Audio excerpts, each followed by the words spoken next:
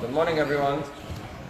The Talmud says three beautiful words, Lefum Gamlo Shichna, which means according to the strength of the donkey, you load it. The Talmud is trying to tell us that just like no human being would load his donkey with a greater weight and a greater capacity than the donkey can carry, so too God would never give a person challenges beyond their capabilities to handle those challenges. So anytime you face a challenge in life, you have to realize that if God gave you this challenge, that means He knows, even if you don't believe you have the strength to deal with this problem, God knows you have the ability, or else He would not have loaded the donkey with that amount of weight. As the adage goes, life's challenges are meant to make you better, not bitter. And when you have that mindset, you realize that God's giving me an opportunity to reach my potential and to draw out my strength. It's a story told about a kid. This is the time where the school year begins. A kid comes home from school, he's very disappointed, he's having a hard time in school. And he comes to his grandmother, he's crying, he's upset. So the grandmother goes, she puts up a pot of boiling hot water and boils it, and takes out a carrot, an egg, and a coffee bean. And she puts up 3 pots. In the first pot she puts the carrot, the second one she puts the egg, the third one she puts the coffee bean. And she says to her grandson, this is the lesson of life. Some people, like the carrot, when they face hot water in life, they become mush. Others become like the egg, they become hard and cold, and they build a wall around them because they can't deal with the emotional distress. And so they block out their feelings, they become hard and cold. But others, like the coffee bean, when they're put in hot water, they release the best flavor, the best fragrance. Sometimes it's the hot water of life that brings out our best aroma, our best sweetness, our best flavor in life.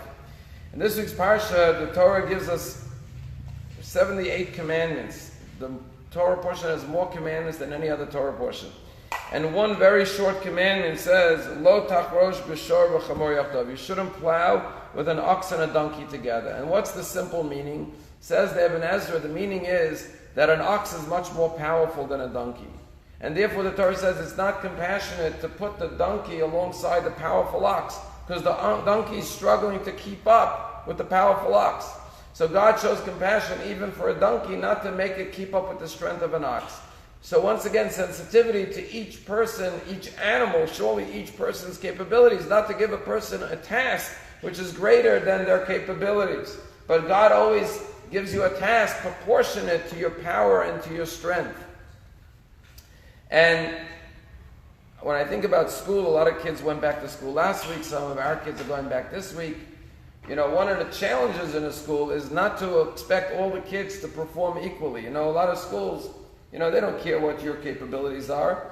If you're the best, you get on the honor roll. If not, you're not on the honor roll. What about the kid who can't make the honor roll? He's on a different scale. He doesn't have that capacity like the brilliant kid in the class. He's not capable of being the valedictorian. So he has to go through his whole school system, never getting appreciated, never getting recognized. That's asking, if you don't treat a donkey that way, ask him to keep up with an ox. Why treat a human child that he always has to feel he's always last place? Not because he's not putting in the effort. Unfortunately, schools don't measure effort as much as they measure results. What's your test score? That's what they want to know. So you have to be sensitive to the fact that children have different capabilities.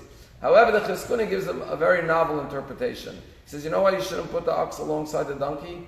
Because we know that a kosher animal chews its cud. A non-kosher animal doesn't. An ox chews its cud.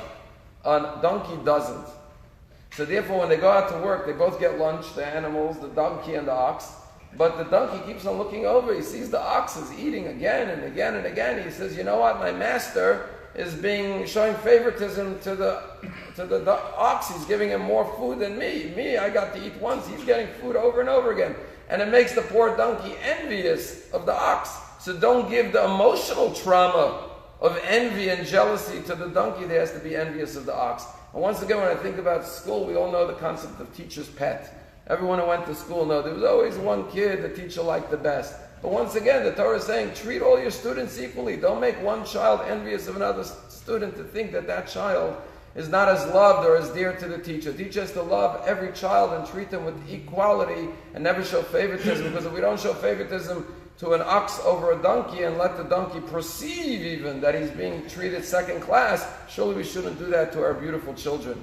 And when we go with that mindset in life, that any challenge God gives us is something within our abilities, we embrace it with joy, and then we have the ability and the strength and the wherewithal to overcome it, and it raises us up. And I'll just conclude with a true story I once heard. There was a kid who was a gingy, a redhead, flaming red hair. And you know, kids could be mean. So he was a second grader, and someone started calling him Gingy in school. And it became his nickname. And all the kids in the play yard, in the schoolyard, would taunt him, Gingy, Gingy, and run away, and he would get angry, he would cry. Every day he would come home crying to his father, mother, I don't want to go back to school. All the kids call me Gingy. What's the father and mother to do? You know, kids are kids. What are you going to go change the kids? Father came up with an ingenious idea. He went over to his son the next day with a little notepad and a pen. He says, this is what I want you to do. Every time someone calls you Gingy in school, make a mark in the notepad. When you come home, we're going to count the marks, and for every mark, I'm going to give you $1. Kid went to school all armed. First kid came in, Gingy! Gave him a big smile and made a note. Another kid, Gingy! Another note. Every note, another check, another $1. He comes home, 11 checks, $11. Next day went to school. Of course, the kids saw he wasn't responding the way he always did. He wasn't screaming, he wasn't angry, he wasn't crying. They weren't getting the reaction.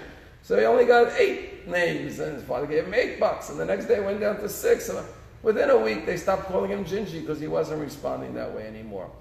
When we look at life's challenges, instead of getting angry and upset and tumult and losing our minds and getting confused and falling apart with despair and depression, we say, God gave me a challenge. That means He expects more from me. He knows I have more potential than I thought I had.